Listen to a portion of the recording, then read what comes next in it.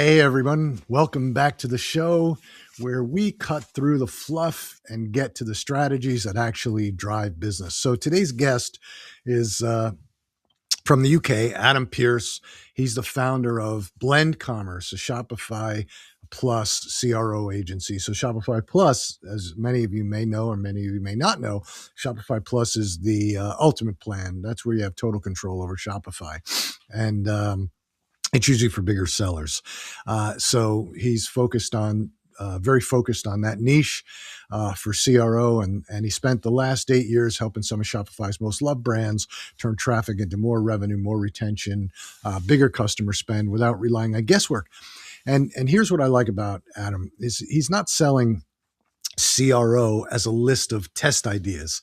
He's built real systems. He's designed, developed, marketed, researched what works, what doesn't. So optimization becomes a revenue engine, not like a monthly brainstorming session. Let's change the color of this. Let's do this. He really understands what the inner workings of CRO is all about. So we're going to talk about, what separates CRO that looks good on a slide from CRO that shows up in the bank account, and without spending a ton of money, and how Shopify Plus brands can get customers to spend more. So let's bring him in and let's talk to him. The other thing he does is he's got a big e-commerce group over in the UK. Of other merchants. So we'll talk about that as well and all the things that he's doing around that. So Adam, welcome. Thanks for joining us from where you are. And we appreciate you taking the time. Great to be here, Phil. And thanks for having me on. Brilliant intro. Yep. I appreciate it. My pleasure. So why don't you give us a little bit of a background, your history, what you've done in the past, some of the other businesses you've started, and let's start from there. Yeah, sure. So, look, I think a lot of people who are in e-commerce sort of fell into the industry. And that's definitely the way I would describe my entry into e-commerce. And that after graduating, I went to work for Accenture, the sort of tech consulting firm, fell out of love with that, was going to change the world and became a teacher, fell out of love with that in a 3-year cycle, and then ended up working for an educational tech company where, fortunately for me, I was in, I guess, sort of the heyday of Facebook ads. Was able to learn ads. I sort of got that cash cow great. Was there a heyday? I'm talking the days of like 25 ROAS, Phil. Look, we all remember it.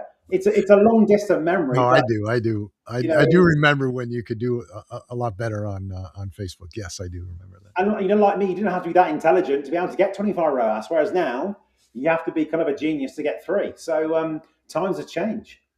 Yeah, no, I agree with you. I think times have changed. I think that the platform has changed. I am not, and I know that people on this show who have watched this show know how I feel about meta ads. I think any of our clients that say they're spending more than $15,000 a month on meta ads, we always try and drive them onto a demand side platform because we get so much better results. And then if you're spending more than $25,000 or $30,000 on ads in general, we try and push people into connected TV ads because between connected TV ads and retargeting, you can get a heck of a lot better. My personal bias, I'm not a big fan of meta ads. I think that the platform itself, because of all the fake accounts, because of all the bots that are allowed to promulgate, it just to me is just a very difficult place to advertise. But that's, again, my personal bias. Yeah, look, I think it's interesting you mentioned that because leading on to, I guess, to my business now with Blend as a CRO agency, this is one of the things that we have to talk about with our clients because ultimately, what we're in the business of doing now as a CRO agency is actually pretty simple. Yeah. We have this thing called the buy trifecta. So ultimately, we need to get, for an e-commerce brand, customers to buy now, buy more, and buy again. And those are realistically, in any business, the levers to your bottom line. Right. From a CRO point of view, like you mentioned there with Meta, that can be one of the channels, but there are typically lots of different channels that you will need and have different levels of those channels over time. And I think this is the thing for me that I've definitely seen in the past few years is that brands have realized that the days of relying on 90% of your traffic from ads have to go because it's too damn risky. You don't own it. And like you said there, Phil, with the challenge you mentioned is that you have to transfer and diversify when things are not working for you and serving you in a profitable way. Yeah. I agree with that. I think too many, and we get clients that come to us with that whole piece too. They just want to run ads, and we keep saying, there's more to this.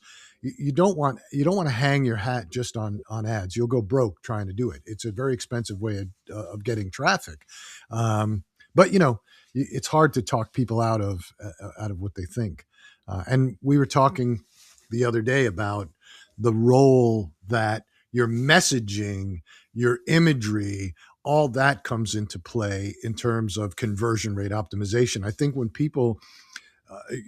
when you talk to people about conversion rate optimization, they have this idea that you're going to be able to go on their site, you're going to change a few things, change the color button, change this, and all of a sudden, boom, you're going to go from a 3 to a 5% conversion rate. And it's just not necessarily the truth. No, it is right, and I think this is one of the problems I think with CRO is that there's two misconceptions. One is that it's all about changing button colors, which ultimately, the last time we changed a button color, I mean, I probably couldn't even tell you. But I think the second thing is that also when people start thinking about how do you improve an e-commerce site, the typical thing is, look, aesthetically, let's make it look better. Let's make it more beautiful, more delightful to look at.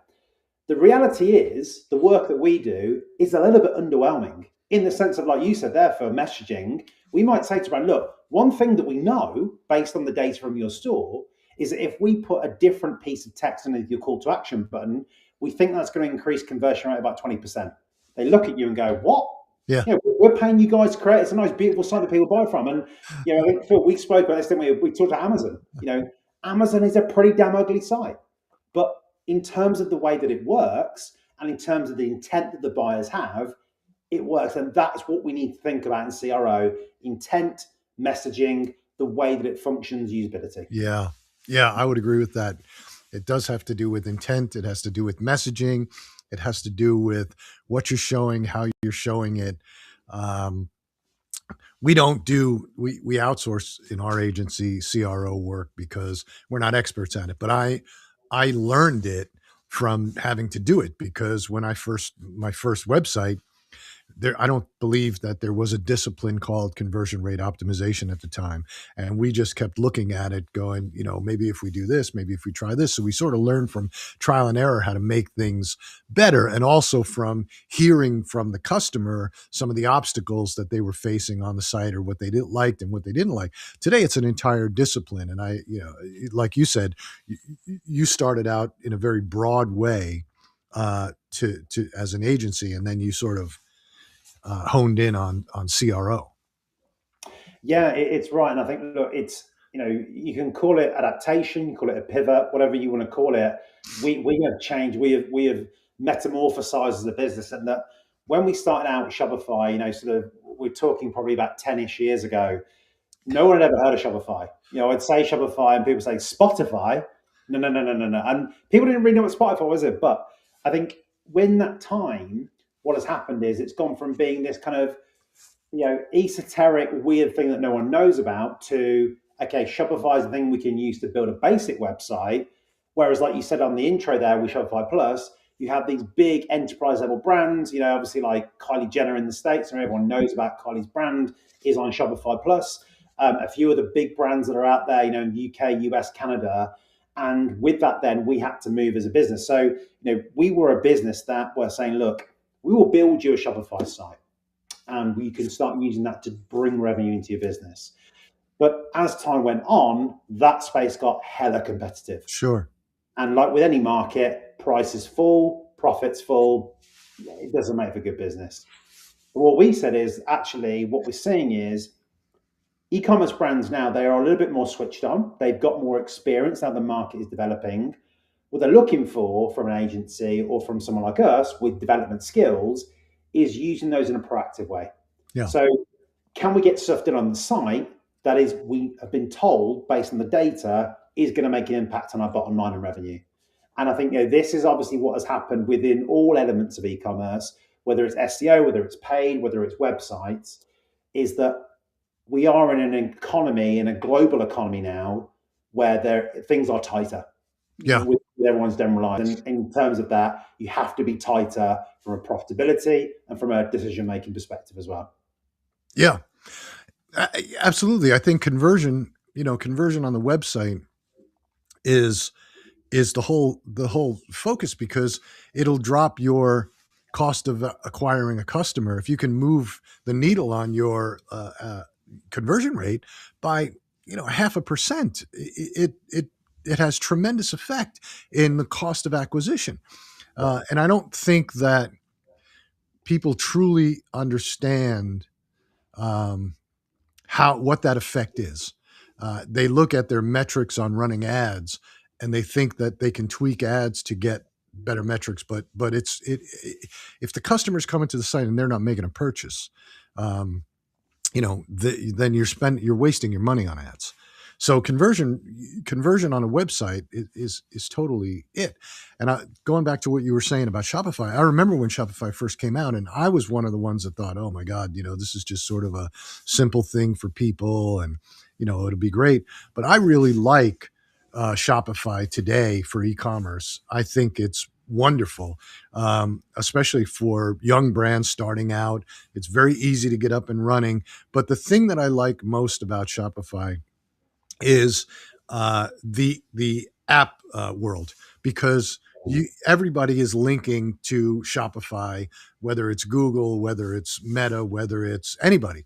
They've all linked in, and so it makes it very easy to be able to push your products out to Amazon FBA, Amazon Merchant Fulfilled. You could push products to Etsy if it's applicable, Walmart.com. I mean, it makes it very simple and streamlined, which I really like about it. So I think they did a good job. And then what they've done in the last 6 months is, and which I also think is very smart, is partnering with OpenAI, ChatGPT, to be able to rank on ChatGPT search, but also we know it's coming, to be able to buy on ChatGPT, to be able to buy on ChatGPT search, to be able to run ads. So all that is coming, and I see them as being on the forefront of it, which I think is brilliant. Yeah, no, absolutely. And I think that the app network is a fantastic element of Shopify. I think my caveat to that is that sometimes what we find is that there are two issues with apps sometimes, is that one, when an app is not fit for purpose, and secondly, when there are so many apps that are installed, effectively the technical weight of that site becomes very heavy, and the speed is impacted. And I think it's that balance. But like for example, for me, look, you talk about the relationship with apps. One thing I would recommend listeners who are listening here who have e-commerce stores to think about is using an on-site quiz. Now, when I say quiz, a lot of times people go, "Oh, God, quiz, is that like some weird kind of freaky thing you see on Facebook?" No. What I mean is that, if anyone listening has ever shopped with a dog food brand, with a supplements company, you'll see these quizzes, product finder quizzes. You enter some details about yourself, your lifestyle, your health. Sure. There's one called Octane AI in Shopify that means that you can do that on your Shopify site. All that data then is used to recommend a product, but importantly, all of that data can be sent to Klaviyo if you're using Klaviyo for your CRM. What this means then is that, Phil, if you fill that in, or if I fill that quiz in, the welcome email flow that you and I get is going to be very different. So if you tell me you own a Bull Mastiff, and I tell them that I own a French Bulldog, our welcome email is going to be different. Sure. And those kind of things in terms of, like you say, the app situation, doing that manually, doing that, custom would be a lot of work. Yeah, absolutely. You can set that up in, maybe a couple of hours tops. Yeah, absolutely. I think there's some very innovative people who have created some great apps, but you're 100% right. You can go too far, and people start putting so many apps on that the site becomes clunky and slow. But I think, if you get the right balance, but I do think that there's some powerful apps on the Shopify world that'll do like you just pointed out, to do quizzes and things like that, which will advance the personalization. Yeah, absolutely. Yeah, which obviously will help with conversion rate optimization, right? Yeah. Because the more personalized we are, the better off we get. But the comparison to Amazon, like people always, You look at an Amazon page, and really it's not the prettiest page in the world, but it converts. You look at the conversion rates that we see on Amazon when we're working with clients, it was 15, 20, 25%. But that's because that's a different animal. The reason that that happens, which people don't understand, is because customers have seen the product somewhere else. They saw it, whether it's on TikTok, they saw it on social media, they saw it organically, they saw it in the news, they saw it press, whatever it is, they saw an ad. They go to Amazon because the last number I saw is I think 92 or 93% of the buying public in the United States has the app on their phone. First place they go, they look at that app, they say, I want to buy the product because, they want free shipping and they want it fast. So they've already sort of made that decision. It's different when they come to your website because they haven't fully made that decision. And that's why you have to really look at, from a marketing perspective, your messaging, how you're presenting the product. Does it meet their need? Are you talking to them about the need that you fulfill for them?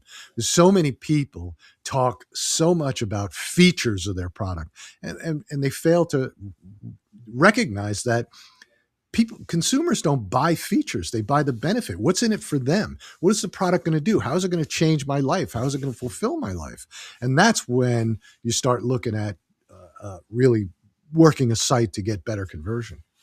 Yeah, and I think, look, I want to mention actually, Phil, you mentioned Amazon there, and I think there is always, I think, in business, we're always looking for the optimal route, aren't we? Yeah, And the ultimate thing really here is that those different channels use different times. Now, for example, we have a lot of our US clients who maybe are on Shopify, Amazon, maybe 14 or 15 different marketplaces, Walmart, say, for example. sure. And what you'll see is that customers do actually bounce around those different channels. You'll get customers who will be shopping in Amazon, customers shopping on Shopify and Walmart. And what you realize is that when you actually deep dive down to it and you do, like you say, you do those customer interviews, jobs to be done, surveys, all that kind of good stuff, is that the reason for that is because the offers, and typically it's around subscriptions, the subscription setup on those different platforms, there are different offers. Right. There are promotions that Walmart will fund on their channel, and so on and so forth with Amazon at different times of the year. So, Amazon Prime Day, for example. So I think sometimes we need to take a step back and, as much as we can, track individual customers across those platforms, because it ain't linear. It'd be better if it was, it'd be easier, but it's not. Yeah. Well, it's gotten even harder because Amazon rolled out Cosmo, which is their AI algorithm, which took the place of A9, the A9 algorithm. And so the algorithm is different and it's using information in a different way. But then they've got Rufus, which is the answer engine. Rufus is sort of the interface. And what makes it different today is that when you go to look for something, Rufus is actually looking at your product and your brand outside of Amazon, in Amazon, but outside of Amazon. So it's very important today to have continuity with your brand messaging, with your brand imagery, with your brand statements, with your pricing, with your offers, everything across all platforms. Because if not, Amazon's going to wind up penalizing you for it, right? And so you're not going to be able to take advantage. And a lot of people don't recognize that, and a lot of people don't think about it, or a lot of brands, I should say. And we've been preaching this for months, that there has to be continuity, because you're right, the customer bounces around, and when the customer starts to see different things in different places about a brand, they sort of, you lose a little bit of credibility. You have to remember that customers, even though they may be willing to buy or try, customers are also skeptical. They're afraid of new brands because if you haven't done your job of making a connection with them and solving a problem, they're a little skeptical about handing over their credit card and their hard-earned money to you. That's why social media becomes very important.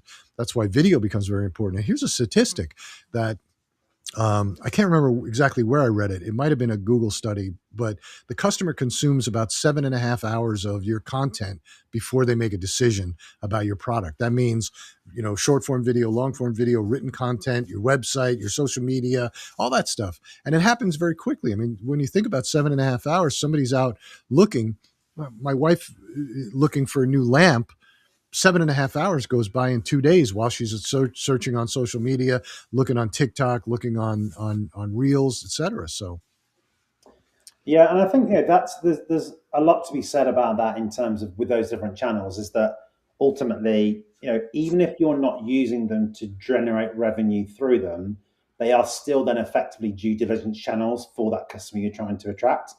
And I think it's been interesting, looking obviously the way that Facebook has evolved over the past few years in terms of its usage. yeah, People, some brands are kind of, oh, forget about Facebook, so it's all about TikTok, Insta, and that's what we need to do now. And you see it is that these kind of Facebook profiles with pages with thousands of followers have kind of been left to go dormant, and that worries me because it's like that is going to be a touch point. It just is going to be. So taking your eye off that is important not to do that, in my opinion. oh yeah, you have to have you've got to have continuity. You've got to keep things up and running. Facebook has its place. Don't get me wrong. I think people who walk away from Facebook make a bit of a mistake because there's still heavy traffic on Facebook. There's still people that are over 50, 55. And the reason that TikTok appeals to maybe people younger. Uh, Instagram appeals to people that are younger. What Facebook appeals to are people with history. So if you have no history, you just graduated high school, so you know all your friends from high school. You haven't moved yet. You went to maybe you went to college. You really don't have that history yet. You're still in communication with all your friends. You're texting and this and that. But when you've been out of college for 10 years and you're in your world of career and people have moved, somebody's on the West Coast, the East Coast, somebody's out of the country, that's where Facebook becomes important because it's to link your history. Mm. And that's what people, I think, forget. So there's a lot of people on Facebook still that are engaged in that whole piece. It's not just for the old people, it's for people that are over, say, 45. Yeah, I get it. Yeah. So, so, but why don't you talk about a little bit about how where you first started with the business and then why you decided to sort of niche into just CRO? Yeah, sure. I mean, look, my business partner is actually my brother-in-law. So if anyone has got any family businesses, you will know there are ups and downs of that relationship and running the business together. Let's say that.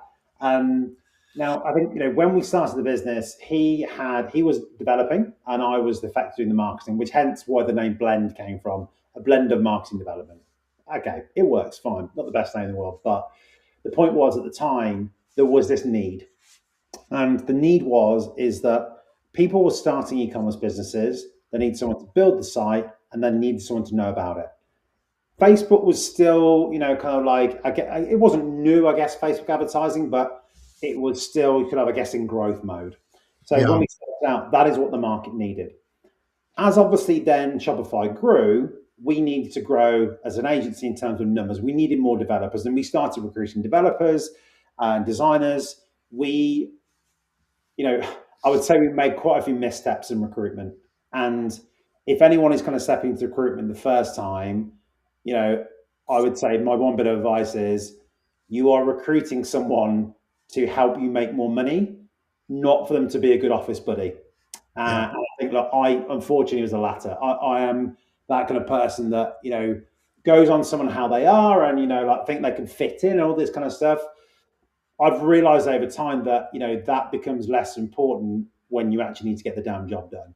So I think we made a few missteps there, but when it came to that point, like I say, and being frank with you, we got to the point about probably 4 or 5 years ago. We had zero pipeline. I'm talking, like it. We looked at them and then I went, we have nothing coming in next month. Yeah.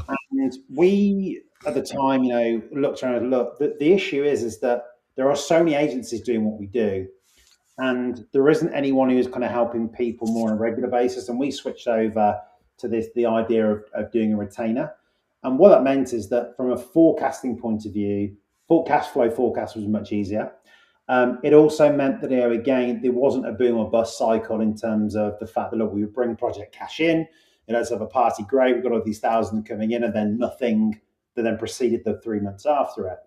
And with that, then obviously we started getting more into a flow of how we work. And I think what it meant is that from a morale motivation point of view, there was less stress within the business because we didn't have to go and acquire so much. And I think, as we got a good brand of brands working with us, it also meant that then had a knock-on effect with the team. So what basically then materialized is that we realized that the things that we were doing were about optimization. And we brought someone in who had kind of been doing CRO. We were like, look, this is actually what we're doing. And we invested quite heavily in training our team with kind of the best CRO training that's out there, which is CXL, which anyone can kind of go and look into. Got our team all up to speed with that and recruited specialists, CRO strategists within the company, and then effectively relaunched ourselves with that mindset. Now, I would say it was a very scary thing to do because anyone out there, that has got a business that serves lots of different people, Sure. you go, damn, are we going to turn off this thing and these people will be offended? And you know what? It didn't really make any difference initially because people still came to us for that same stuff. The beauty of it is that we could either, in some instances, tell them they needed CRO instead, or actually help strengthen our business because we could go out and make partnerships with other agencies who could then help them. So it was a tough thing to do. And when someone says, look, hey, I've got, $100,000 to redesign my Shopify store, and you go, no, thanks, they look at you like you've gone insane. Yeah. But you have to develop that thick skin to go, look, this is what we do now. Because the immediate dopamine hit of $100,000 hitting your bank account is great, but when you're 3 months in and you've underscoped it, the profitability on it is absolutely nothing. That's when it kicks you, in the groin, and you're like, Yeah. Yeah. No, I agree with that. We there's a lot of agencies out there that try and get as much business as they possibly can. And I mean, I'm sure that you get hit up every day on LinkedIn with outreach. I can 10x your business. I can do this. I can do that. And people don't understand, like, we aren't trying to get 1,000 clients because we're not that kind of agency. And we turn down, to your point about turning down business, we turn down business all the time because the first question we ask is, what makes your product different than anybody else's? Not better. I don't want to hear better because better is subjective. You can't measure better. Just tell me what's different about your product. Why does the customer want to buy your product? And if you can't answer that question, and a lot of brands can't, then we don't want your business. Now, what I will do is offer them the service that I do, which is also, we'll help you find that difference. We'll help you go through those.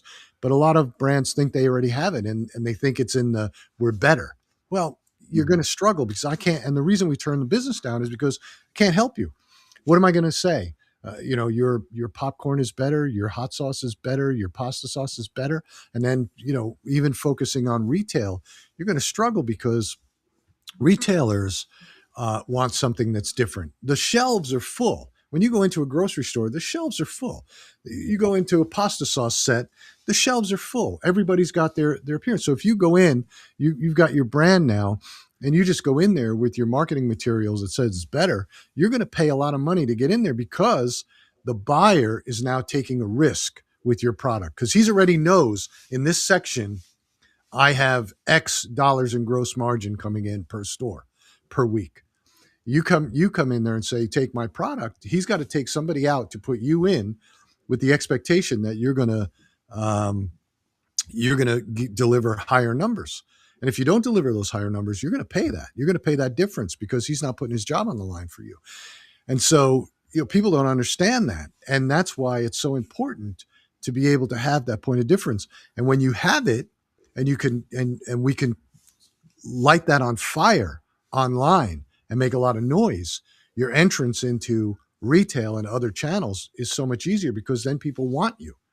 So No, I agree. And I think, it's interesting. I think, over the past few years is that, look, if you think about a typical website, you have the homepage, you have the shop now, the product page, you have the about us page. And it's always interesting is that you will find a lot of the time about us pages have so much damn good sales material that never even touches the product page. It's unbelievable. So we had a skincare brand and they came to us and said, look, can you take a look at our product page for us?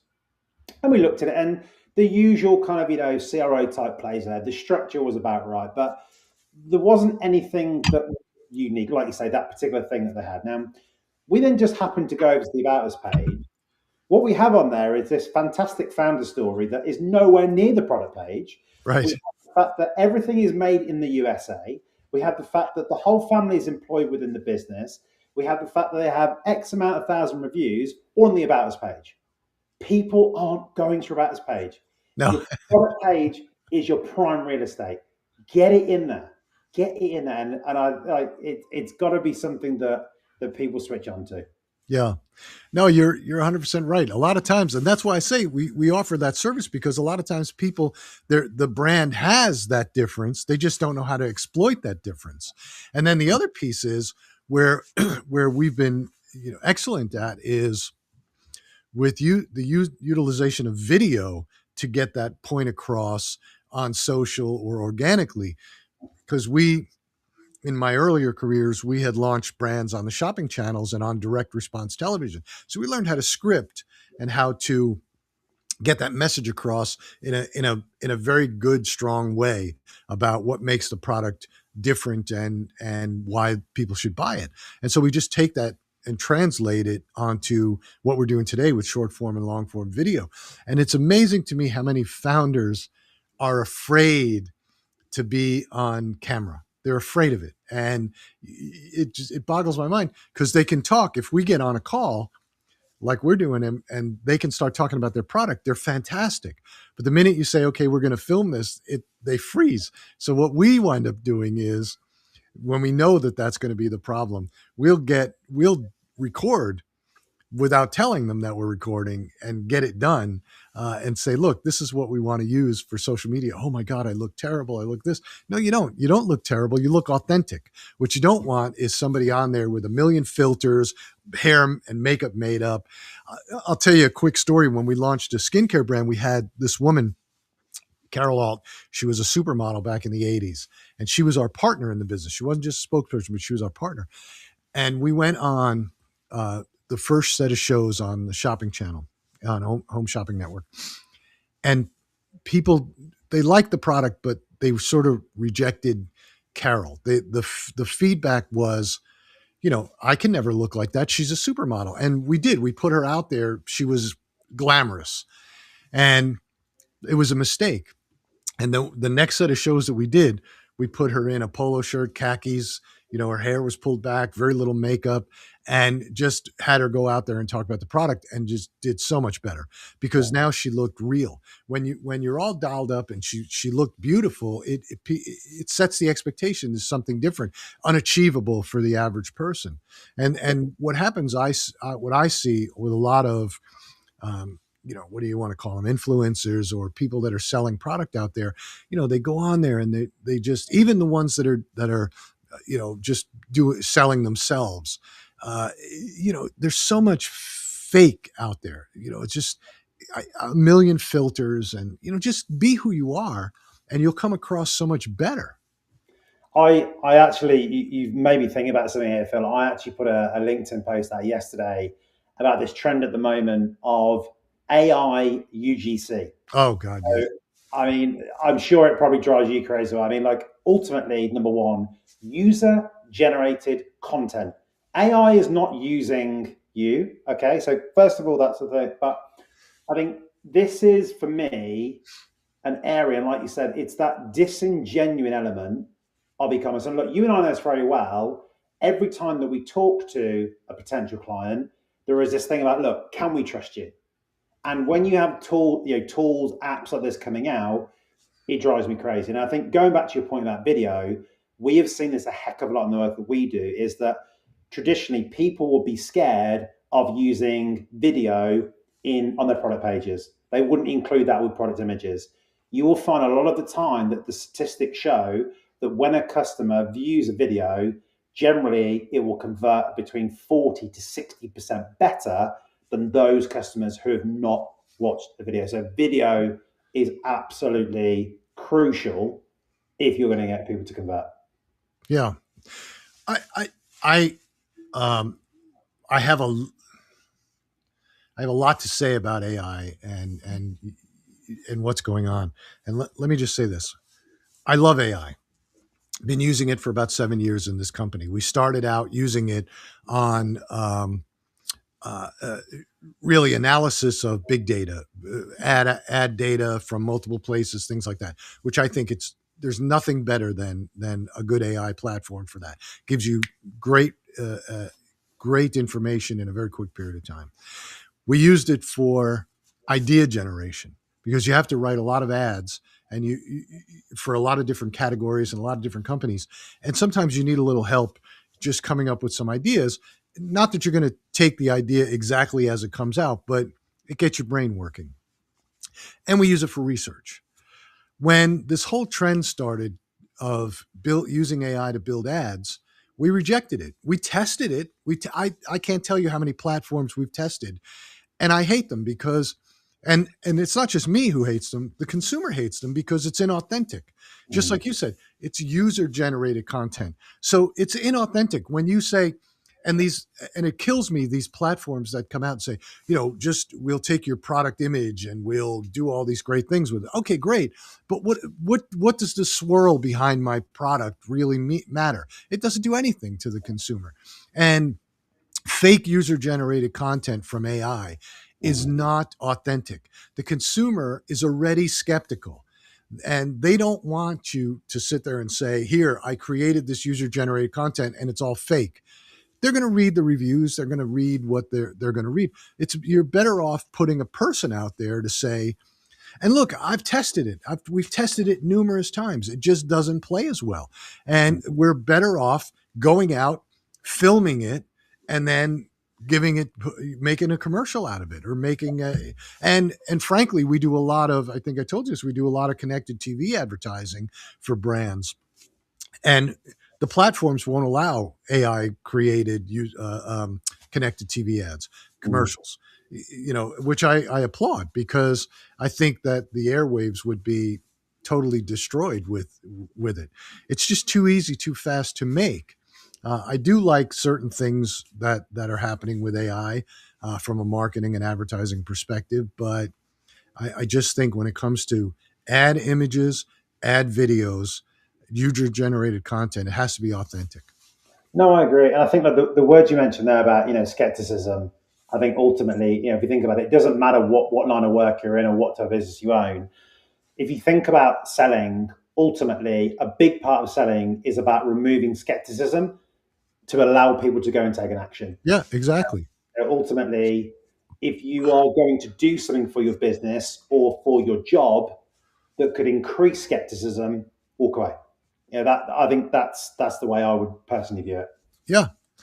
Yeah. You're trying to get people to part with their hard earned money and buy your product. You want to show them what your product really does. I can make a fake video that shows you use this eye cream and it's going to take away all your fine lines and wrinkles, but it's not necessarily true. But we do have products from brands that we work with that will show real results. We have one product that's basically a what do you call it? Uh, uh, Face cream. It's basically uh, I can't think of the word now, but it's unbelievable results in terms of making you look, 20 years younger temporarily. It's a temporary fix, but it has great results. You could watch it through while you're on camera talking about it, and you know, it's things like that are really authentic that people will go for and people will buy. It's expensive, but people will buy it. So, Yeah, absolutely. yeah. Um, Why don't you talk a little bit we have about 5 more minutes, 6 more minutes. Why don't you talk a little bit about this, your group that you have that you put together, the e-commerce group in the UK? Yeah, no, absolutely. So it's called eCom Collab Club. Now, we started this because after COVID, look, when we were all sort of tentatively getting out there again into public, there was nothing really out there that was a networking event for e-commerce professionals that wasn't corporate. And we wanted something very relaxed, and we wanted something whereby brands, technology providers, and agencies, like you and I feel, could get together and talk about the real things that are going on, much obviously like your podcast. So we started, as I say, in London about 4 years ago. We now have a monthly event in London, which has about 150 people attending each month. We've done them in Brooklyn, we've done them in Austin, we've done them in Toronto and Lisbon and Barcelona as well. So we've kind of taken this around the world, and it's been a really interesting thing to do, a lot of fun. And I think ultimately what I love about it is that when you get people, who are coming from e-commerce from different perspectives, you always will get some value because it will always, number one, be differences of opinion, which is great because you Yeah. get. And I think equally as well, different experiences from different types of e-commerce brands. So, our last event, we had a founder from a perfume brand. We had someone from a dishwashing online subscription company. We had a homewares business. So you can imagine, like, there are lots of different perspectives on this. And as I say, it's been a really fun outlet for me to be part of. And yeah, we have about sort of 6,000 people in our sort of online communities as well. That's great. Yeah, that's fantastic. I like communities that provide value. What I hate are the communities that you sort of join and it's a lot of dinners and a lot of get together and mindset and rah rah. Tell me your big win for the week. That's not really helpful. The mindset thing drives me insane because you've already got the mindset. You're in business. You're here, right? Forget about the mindset of being successful. You already did it, right? You've got the mindset. You're trying. So Yeah. it just drives me insane. There was one group that wanted me to join, and I there was all founders. It was a big founders group, and the guy is on pitching me on joining his group, and then he tells me about how. And I voiced my concern. I said, most of these people are not authentic. They're not real. They're not real entrepreneurs. They're not real e-commerce people. They're just people that claim to be founders. He goes, no, no, no. We have guys on here. We just signed up a guy who's had 30 exits. I said, 30 business exits. He said, yeah. I said, 30 business exits. He said, yeah. I said, the most successful private equity firm in the world, L. Catterton, has had 87 exits since its founding in 1984, and they've got somewhere in the neighborhood of 32 billion under management. I said, I've been doing this since I was 27 years old. I've had 4 exits and they were painful. I said, if you ever say to somebody that they've had 30 exits, you lose all credibility. That means if the guy is 50 years old, since he was 20, he's had an exit every year. It's impossible. I said, so you just lost all credibility with me. I'm not joining your group because it's just a bunch of phonies. You're telling me exactly, what I said I didn't want to do. And I like groups where you share info. I was an early adopter in EO, which I thought was um, a great group at the time because you had these forums where you solved problems for each other, you helped others solve. But I think it got so big that it just became, big networking thing, and that's not really what I'm in for. Because everybody's got problems. You're trying to find a group that can help you solve problems. Yeah, no, I agree. And I think, look, it's one of the things we very much try and keep it kind of a sales free environment as well. Right. And look, look, in all honesty, we've had 4 or 5 people been banned from our events because they've come with that mentality. Not that it would work in a way, because obviously people are there, like you say, to understand what is working and what isn't. But like I say, it's an interesting one that we get involved with. And if you are listening to this in the US as well, we will be back over in 2026. So yeah, look out for us on our travels. Yeah, we will. We will. So I hope we can keep in touch. Any last parting words for any aspiring entrepreneurs, anybody out there, e-commerce, consumer products, doesn't matter. Yeah, I mean, look, I think the one thing, and I was talking to a friend about who's recently started a business, is that the one thing I think I definitely learned is when it comes to looking at opportunities, you need to have this skill of being able to feel which money is closest to your bank account. And what I mean by that is that sometimes we can get very excited about big opportunities that may materialize, but actually the ones that are smaller and are very close to closing, we might lose focus on. So get excited about the small stuff that's closer to you that you can grab, and then the bigger stuff can then be deprioritized. Yeah. Well, you're looking at somebody who gets excited about the bright, shiny things. I always do. It's one of my downfalls in the world. I have to have people around me to bring me back to reality. But I do. I get excited about all kinds of things. So how can people find you? Yeah, no, absolutely. So if you want to search on LinkedIn, I'm Adam Pearce, that's Pearce. Other thing I recommend as well is that if you are an e-commerce brand and you want to see how your site is doing right now, go to blendcommerce.com and you will see something called CRO benchmarks. This is a free tool. We don't collect any of your data. It purely tells you how you compare in terms of your buy now, buy more, buy again, and gives you some recommendations of things you can do to improve your site. Fantastic. Great. Yeah, I think it was awesome. I think you made CRO real, or you talk about CRO real, not just theory and ideas, but really practical systems that drive retention, increase customer spend, and turn optimization into a compounding advantage. Because I think that one of the things people miss with, CRO is the ability to set up those subscriptions, get people to buy more, and get people to buy more often. So.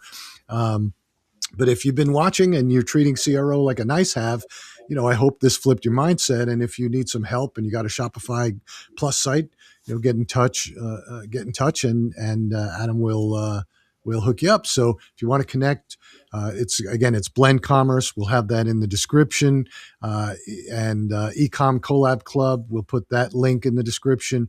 We'll put his LinkedIn in the description as well. So Adam, again, thanks for coming on. To anybody who's watching, again, will join us next week. We always try and have interesting guests on, people who have real experience doing it, and we will see you next week.